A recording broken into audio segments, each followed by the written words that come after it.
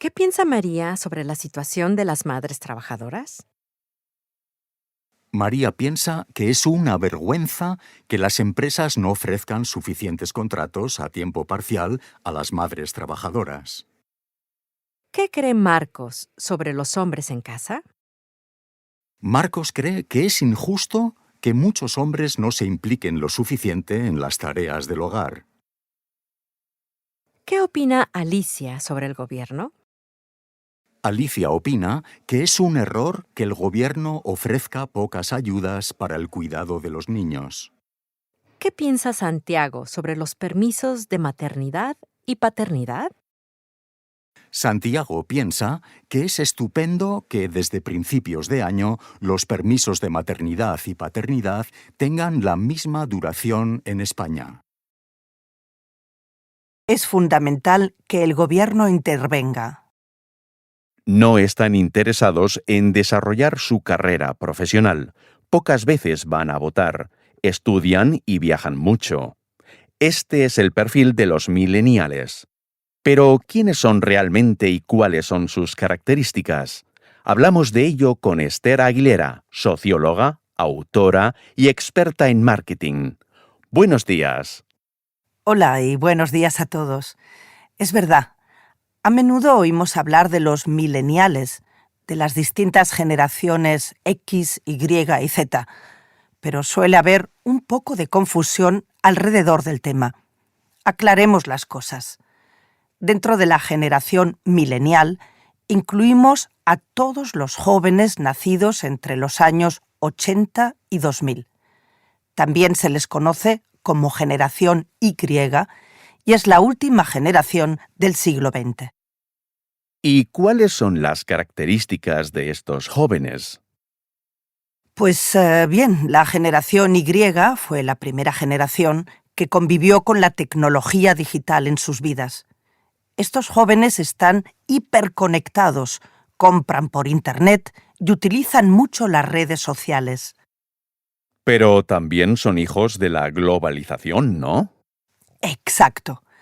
A diferencia de las generaciones anteriores, los millennials han tenido la posibilidad de viajar y desplazarse con mayor facilidad. Son tolerantes y están abiertos a conocer nuevas culturas. Son curiosos y les encanta vivir nuevas experiencias. Según el perfil que acaba de describir, parece que estos millennials son una generación feliz y sin problemas. Les encanta viajar, son abiertos. Por desgracia, no es el caso. Los millennials también son hijos de una gran crisis económica que comenzó en 2007. Estos jóvenes tienen dificultades para encontrar trabajo y a menudo se ven obligados a quedarse viviendo con sus padres. Sí, es verdad. A menudo oímos que los millennials son niños de mamá que no quieren independizarse. Es que no pueden independizarse porque no tienen un trabajo y un salario adecuados. Y por eso, en mi opinión, es fundamental que el gobierno intervenga y ayude a esta generación, por ejemplo, con financiaciones o becas. Por cierto, recientemente un político llamó perezosos a los millennials por estar poco interesados en el mundo laboral y en su carrera profesional. Mire, es un escándalo que un político defina así a los millennials. Los jóvenes de la generación Y no son en absoluto perezosos, sino que se enfrentan a un mercado laboral difícil. A menudo tienen que hacer sacrificios aceptando prácticas no pagadas, por ejemplo. En su libro, usted afirma que las prioridades de los millennials no son las mismas que las de los jóvenes de generaciones anteriores. ¿Qué quiere decir exactamente con eso? En general, los millennials no están interesados en formar una familia. O más bien, el matrimonio no es uno de sus principales objetivos en la vida. Entonces, supongo que se casarán más tarde, o solamente se irán a vivir juntos. Así es. Además, a la hora de trabajar, no están tan orientados a la carrera profesional y al salario, sino que están más atentos a la cultura y los valores de las empresas. Prefieren trabajar en empresas con objetivos sociales o que fomenten la conciliación de la vida laboral y la vida privada. Es bueno que las empresas ofrezcan beneficios atractivos, por ejemplo, permisos sabáticos o teletrabajo. ¿Por qué? Bueno, pues porque en 2050 los millennials representarán el 50% de toda la población activa. Claro. Y mire, según una encuesta reciente, la mayoría de los millennials están dispuestos a irse de España para vivir y trabajar en otro país. ¿Qué le parece esto? Lo veo como una señal positiva, pero al mismo tiempo preocupante. Está bien que los jóvenes quieran irse a vivir al extranjero. El problema sería que luego no quieran volver a España. ¿Y cómo se puede resolver este problema? Pues ya hay incentivos para que los jóvenes vuelvan a España, pero no es suficiente. Es importante que el Estado ofrezca otras soluciones para motivar a los jóvenes a volver. Muchas gracias por su participación. Pasemos ahora a vuestras preguntas. En la entrevista, el presentador del programa mencionó el fenómeno de los niños de mamá. ¿Es cierto que en España los jóvenes permanecen en casa de sus padres durante más tiempo que jóvenes de otros países, como Alemania?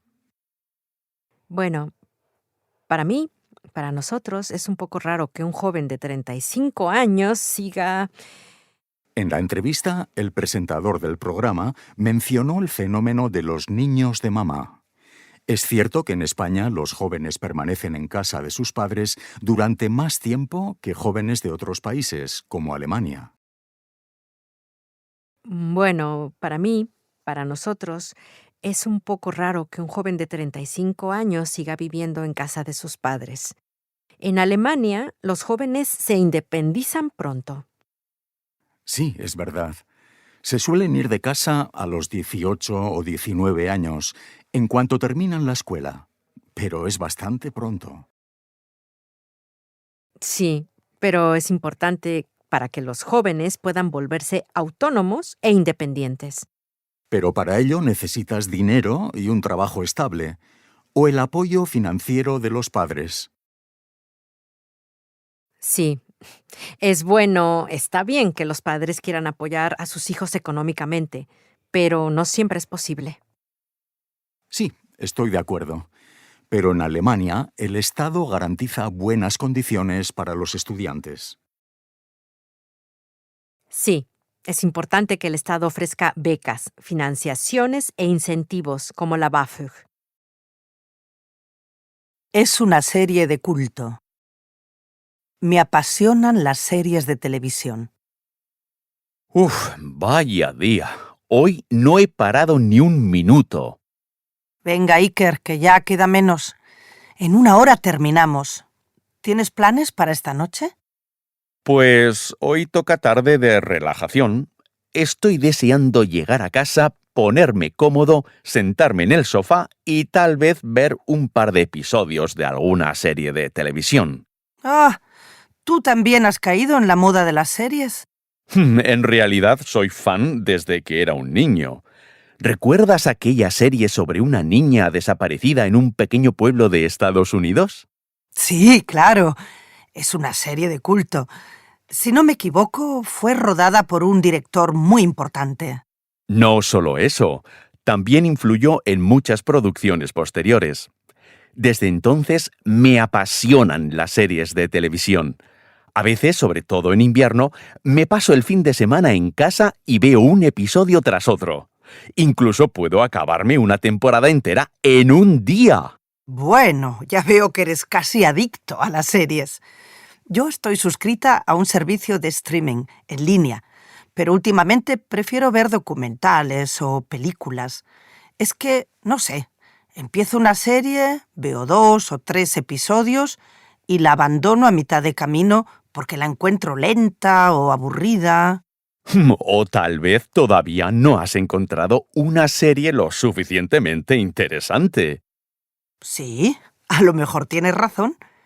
¿Cuál es tu género preferido? Bueno, me gusta mucho el suspense. Me encantan las series en las que se resuelven crímenes y me gusta identificarme con el detective que intenta encontrar al asesino.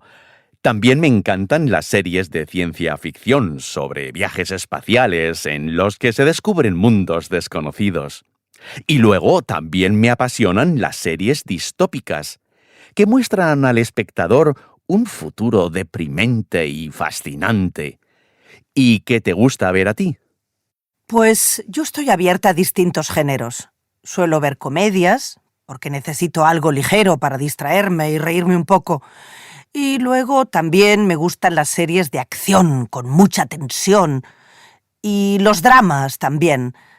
Cuando era pequeña era fan de una serie muy conocida sobre médicos que luchaban por sus pacientes. ¿Te acuerdas?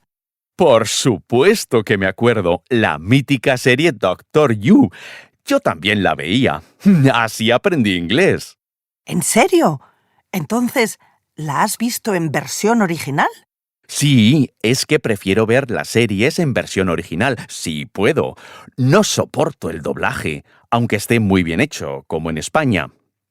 Para mí es fundamental escuchar a los actores con su voz verdadera.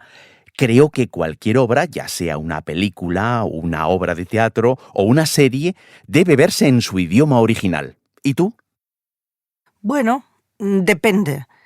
Si son producciones complicadas, prefiero verlas dobladas al español. Si no, no entiendo la trama. Y si pongo subtítulos, no me puedo concentrar. Los subtítulos me molestan un montón. No me digas. Pues yo a veces pongo los subtítulos en el idioma original. Bueno, con tus conocimientos de inglés me imagino que lo entenderás todo. Oye, ya que eres todo un experto, ¿por qué no me recomiendas una buena serie que no abandone a la mitad? Pues mira, podrías ver... Oye, ya que eres todo un experto, ¿por qué no me recomiendas una buena serie que no abandone a la mitad? Pues mira, podrías ver Vientos de Norderian, una producción estadounidense con 6 temporadas. La serie es bastante larga porque cada temporada tiene entre 8 y 10 episodios que duran unos 45 minutos, pero creo que podría gustarte. Ah, he oído hablar a menudo de esa serie, pero nunca la he visto. También tengo muchos amigos que la ven, pero no sé, vi el tráiler y parece que es una serie de fantasía, ¿no? Bueno, Vientos de Norderian es difícil de clasificar. Sí, podríamos decir que se trata de una serie de fantasía. Y de hecho hay elementos sobrenaturales, personajes con poderes especiales y criaturas fantásticas. Pero también hay elementos de otros géneros, como el drama y el suspense. Bueno, pues cuéntame más. Ahora tengo curiosidad. A ver si me convences de que la vea. La trama se desarrolla en un periodo histórico fantástico, comparable a nuestra Edad Media. La acción se sitúa en un mundo ficticio compuesto por Norderian, el norte, que es también el continente más rico, y Suderian, el continente del sur y el más pobre. Me parece una visión y división del mundo un tanto estereotipada. Riqueza en el norte y pobreza en el sur. Bueno, en toda la serie persiste este contraste entre el norte y el sur. La trama de Vientos de Norderian gira en torno a la lucha entre familias ricas que quieren conseguir el poder. Gran parte de la historia se desarrolla en Mirabilia, la capital del continente del norte, donde hay un castillo en el que se encuentra la espada del poder. Quien la consiga tendrá el control de los 2 continentes. Las familias de todo el mundo se enfrentan en complejos juegos de poder, alianzas e intrigas para conquistar el castillo de Mirabilia y gobernar el mundo. Hasta aquí parece el argumento de una película o serie histórica. ¿Cuál es el elemento fantástico de la historia? Ahora viene la parte interesante. La situación empeora cuando los vientos helados del norte despiertan criaturas monstruosas y fuerzas oscuras. Las familias tienen que luchar contra dragones que escupen hielo y elefantes voladores. La trama es bastante compleja, pero me parece cautivadora. Sí, y también hay muchos personajes en la serie, y se tratan temas muy importantes. Las relaciones entre padres e hijos, las luchas de poder, el amor entre miembros de familias enemistadas. La serie ha tenido mucho éxito y tiene muchos fans. ¿Sabes qué? Me has convencido. Creo que empezaré a verla esta noche. Sí, estoy seguro de que te va a gustar. Si no me equivoco, la serie está basada en un libro, ¿no? Hace poco hablaba de ello con... Madre mía, estaba hablando el otro día con alguien. Sí, la serie está basada en una saga. Yo nunca he leído los libros. Me parecen demasiado largos. Cada tomo tiene más de 600 páginas. Tal vez es que no soy muy aficionado a la lectura. ¡Ah! Ya recuerdo quién me lo dijo. Juan, el chico del departamento de marketing. Creo que ha leído todos los libros.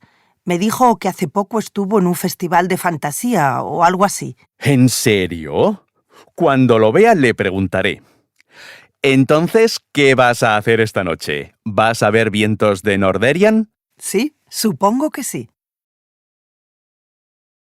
Todos estos servicios de streaming están llenos de series de televisión. Bueno, se ha convertido en una especie de moda.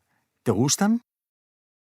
Sí, soy fan de las series de televisión desde hace algunos años. ¿Cuál es tu género favorito? Prefiero las series de acción en las que el protagonista tiene que superar obstáculos y situaciones difíciles. No soy muy aficionada a las comedias. ¿Pero ves las series en versión original o dobladas? Si conozco el idioma, las veo en versión original. ¿Y utilizas subtítulos? Sí, a veces también utilizo los subtítulos para entender mejor. ¿Y tienes una serie preferida? Mi serie preferida es Secrets of Berlin. La veo desde hace 3 años y estoy impaciente por ver la 8ª y última temporada. ¡Madre mía! ¡8 temporadas! Ahora tengo curiosidad. ¿De qué trata la serie? La serie se desarrolla en Berlín durante la Guerra Fría. Cuenta la historia de Matías, un profesor de matemáticas que se convierte en espía de los rusos. Bueno, ¿sabes qué? Creo que empezaré a verla esta noche. Me lo leí de principio a fin. Oye, Juan, justamente estábamos hablando de ti. ¿De mí? Bueno, estábamos hablando de la serie de televisión Vientos de Norderian y le estaba contando a Iker que tú eres fan. Bueno, en realidad no conozco la serie, pero he leído casi todos los libros de la saga. Y, por cierto, el título original no es Vientos de Norderian, sino Tormentas en Norderian. No me digas. No sabía que el libro tenía otro título. ¿Pero de verdad no has visto ni un solo episodio? No, no soy muy aficionado a las series de televisión. Prefiero leer a ver la tele. He oído hablar mucho de la serie Vientos de Norderian, pero nunca la he visto porque tenía miedo de que me decepcionara. Temo que arruine la magia y la atmósfera que consiguen crear los libros. Ten en cuenta que puedo leerme un libro de la saga por semana. ¿600 páginas en una semana? ¿Cómo lo haces? Eres un devorador de libros. Sí, siempre he leído mucho, incluso de niño. Por las noches me encanta sentarme en el sofá con un buen libro y sumergirme en sus páginas. ¿Y cuándo empezaste a leer Vientos de Norderian? O mejor dicho, Tormentas en Norderian. Encontré el primer libro un poco por casualidad. Tenía 16 años y estaba en Barcelona con un amigo visitando la ciudad. En aquel momento era la feria del libro y había puestos y mercadillos por todas partes. Mientras paseaba, llamó mi atención la ilustración tan especial de la portada de Tormentas en Norderian y me impresionó inmediatamente. Y como el libro costaba solo 5 euros, aproveché y me lo llevé. Así que fue amor a primera vista. Bueno, realmente no. Al principio era un poco escéptico, porque en ese momento la fantasía era un género que no conocía. Pero cuando empecé a leerlo, no podía parar. Ten en cuenta que el primer volumen tiene más de 500 páginas, pero me lo leí de principio a fin en poco más de 3 días. ¿Y cuántos libros has leído ya? Bueno, de momento la saga tiene 5 libros. He leído 4 de ellos, y me falta el último, que se ha publicado recientemente. Pero explícame un poco cómo... Se ha publicado recientemente. Pero explícame un poco cómo te cautivó la saga. ¿Qué es lo que te mantiene pegado a los libros durante tantas horas? Bueno, toda la saga te transporta a una dimensión fantástica, y es como retroceder en el tiempo. Cuando leo los libros de Cooper, todo lo que me rodea desaparece y me siento como si estuviera en otro tiempo y lugar. La trama es muy intrigante y convincente. Está llena de sorpresas. Bueno, ese es el poder de la literatura. Pero no sé, los libros de fantasía tienen criaturas surrealistas, los personajes tienen poderes sobrenaturales. ¿Cómo consigues sentirte parte de ese mundo fantástico? Es que en la saga de Cooper, la historia que se cuenta es muy auténtica. En mi opinión, este es el gran mérito del autor. Consigue describir problemas sociales y políticos actuales en un mundo surrealista. Los libros se podrán leer incluso dentro de 100 años y seguirán siendo muy relevantes. ¿Y cómo es el estilo del autor? He visto la serie, pero los libros me parecen tan largos. Para nada. Los libros están muy bien narrados. El estilo del autor es detallado, pero fluido, para nada pesado. Tiene un buen ritmo y puedes leerte la mitad casi sin darte cuenta. ¿Y cuál es el aspecto del libro que más te gusta? Pues lo que a mí me apasiona es la descripción de los personajes. Todos son profundos y creíbles, están muy bien descritos, y las relaciones entre ellos se desarrollan de manera muy natural y compleja. Cuando pienso en la serie, hay muchos personajes que me gustaron, pero hay otros que odié. ¿Qué personaje fue el que más te gustó? Pues Talia, la princesa de Norderian. Lo que más me gustó fue el desarrollo de su personaje. Al principio es una niña inocente e ingenua, pero al final pasa a ser una mujer madura y decidida. Al final del libro gana la lucha contra Petroros y consigue la espada de poder. ¿Pero cómo? No, Talia muere en la 5ª temporada. Se sacrifica en la lucha contra Petroros para salvar a su familia. Tal vez eso es lo que sucede en la serie, pero en el libro su historia es diferente. Seguro que adaptaron la serie para crear más suspense. Me pregunto qué otras diferencias habrá entre el libro y la serie. ¿Sabéis lo que podéis hacer?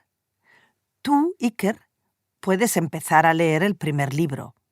Y Juan, tú puedes empezar a ver la serie. Luego, dentro de un par de semanas, podéis juntaros e intercambiar algunas opiniones al respecto. ¿Qué decís? Juan, ¿te apuntas? Pues sí, acepto el reto. Oye, ¿has leído el último libro de Arturo de la Cueva?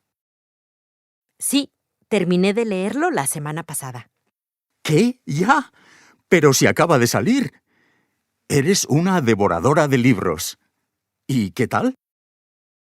Me lo leí de principio a fin. La trama es intrigante y te engancha de la primera a la última página. ¿De verdad? Leí una crítica en el periódico, pero no me convenció. ¿Cómo es el estilo del autor? El estilo del autor es claro y fluido, y las escenas se describen con tanto detalle que puedes vivir las emociones de los protagonistas. Ah, normalmente la narración de la cueva tiene un ritmo muy lento. No, en este libro el ritmo de la narración es rápido y los diálogos son realistas y dinámicos. ¿Y cómo son los personajes? El autor describe con atención su personalidad y traza un perfil psicológico detallado. Ahora tengo curiosidad. Me compraré el libro electrónico y le daré una oportunidad. La serie es buena, pero... Bueno, Juan, ¿qué te ha parecido la serie? Pues debo decir que me ha sorprendido positivamente y me ha mantenido pegado a la pantalla hasta el último minuto. Sabía que te iba a gustar. Pero no la prefiero a los libros, para nada. Admito que la serie es bastante fiel a la saga de Cooper, pero muchos aspectos se han perdido. Algunos acontecimientos se tratan de forma muy superficial. Sí, en eso estoy de acuerdo contigo. Es que la televisión tiene que comprimir un gran número de páginas en poco tiempo, y es normal que algunos eventos no se cuenten de forma tan detallada como en el libro. Sí, en los libros cada escena se presenta más detalladamente que en la serie. El escritor dedica páginas enteras a la descripción del contexto y de los lugares. En los libros de Cooper, la narración no es tan fluida como en la serie. El director elimina los bloques que hacen la lectura lenta y se centra solo en algunos aspectos. Lo que no soporto del estilo de Cooper es su obsesión por los detalles. El autor dedica 15 páginas a una escena irrelevante que en la serie de televisión se cuenta en 30 segundos. En la serie, la acción es más ágil y sencilla que en los libros. Pero si eso es lo bueno de la saga. Con los libros puedes tener tu propia idea de la historia basada en las descripciones del autor. En cambio, la serie no da tanta libertad a la imaginación. Y por eso la serie no me entusiasmó tanto como los libros. Sí, entiendo lo que quieres decir. En la pantalla todo está ya definido por el guionista, mientras que los libros permiten imaginar lugares y personajes con mayor libertad. Pero en la serie de televisión, el director hizo un trabajo extraordinario. Sí, no digo que no. Es una serie bien hecha. Pero los libros te transportan a otra dimensión. Bueno, al fin y al cabo, los efectos especiales de la serie hacen que las escenas sean tan vivas que también crees que estás allí con los protagonistas. Sí, pero de todos modos, lo que no me ha gustado es cómo el director ha tratado a los personajes. ¿Por qué? En los libros, los personajes se describen más detalladamente que en la serie, y por eso son más creíbles. Digamos que en esto el autor es mucho más cuidadoso y preciso que los guionistas. ¿Puedes ponerme un ejemplo? Pues en el libro, Lena es una mujer fuerte e imperturbable. Está atada a su familia y tiene miedo por sus hijos. Haría cualquier cosa por ellos. En la serie, sin embargo, aparece como una persona cínica, fría y despiadada. Por eso, en mi opinión, los personajes del libro son más convincentes que los de la serie de televisión. Pues es verdad. Pero la elección de los actores es perfecta. Ah, y otra cosa. En los libros aparecen muchos más personajes que en la serie. Quizás sean personajes menores, como Nasty, pero cuentan anécdotas que dan respuesta a algunos enigmas que no se resuelven en la serie. Es cierto, Nasty no aparece en ninguna de las temporadas y por eso no sabemos por qué Fremus decide irse a Suderian. Bueno, podríamos estar aquí horas y horas hablando de las diferencias entre la serie y los libros, pero en definitiva, ¿qué piensas? ¿Libro o serie? La serie es una obra maestra. Los libros también.